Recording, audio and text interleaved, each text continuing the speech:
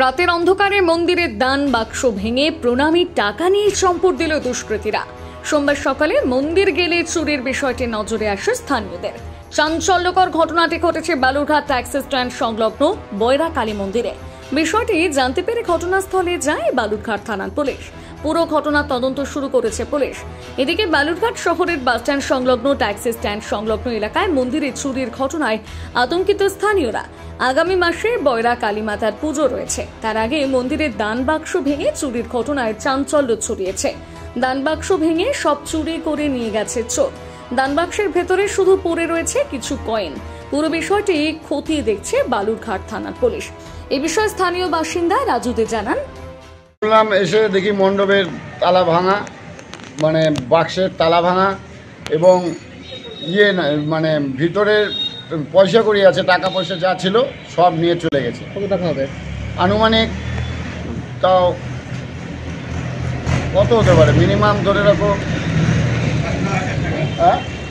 15-20 টাকা তো হবেই। এটা গোটা বছর আমাদের এটা একটা এখানে সব অনুষ্ঠানে এখানে সবাই এসে দান সেবা করে, সেই বাক্সই খাওয়া। কিন্তু এখানে কোনোবার এরকম হয়নি, এবার প্রথমবার দেখতেছি এই ঘটনা। কি মনে করছেন, এটা কেউ স্থানীয় কেউ না এটা নিঘাত কিছু দুষ্কৃতিকারী এইদিকে আছে, কিছু যারা নেশাখোর অবস্থা থাকে এই আশেপাশে, ওই ভিতরে প্রচুর লোক এখান দিয়ে যাতায়াত করে। কখন কার মনে কি হয়েছে কিছু বোঝা যাচ্ছে না, কিন্তু সিসিটিভি তো আছে, সিসিটিভি ফুটেজ দেখলে বোঝা যাবে। টার্গেট করে করা হয়েছে, টার্গেট করে একদম পুরো ফুল টার্গেটে এটা করা হয়েছে। এ বিষয়ে স্থানীয় বাসিন্দা কৌশিক দত্ত জানান, ঘটনা হচ্ছে প্রতিদিনের মতো আমরা এই মায়ের মন্দির থেকে জলটা নিয়ে দোকানে আর কি নিয়ে যাই। তো জল নিতে এসে দেখি যে এরকম মায়ের দান বক্সটা খোলা।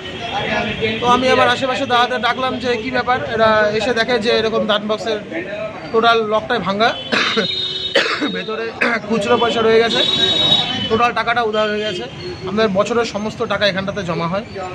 আর এই টাকাটা আমাদের বাইরাকালীর সামনে পুজো আছে, বাইরাকালী পুজোতে এটা আমরা ব্যবহার করি। কি মনে করছেন, কারা করেছে এগুলো? দেখুন, এটা টোটালটাই পরিকল্পিতভাবে করা হয়েছে। কি কারণে একটা কালী মন্দিরের বক্স থেকে টাকা উঠাও, এটা একটা নিন্দনীয় ঘটনা। এটা খুবই পরিকল্পিতভাবে করা হয়েছে আর কি। বালুরঘাট থেকে রিপন ভৌমিকের প্রতিবেদন, নিউজ টুডে।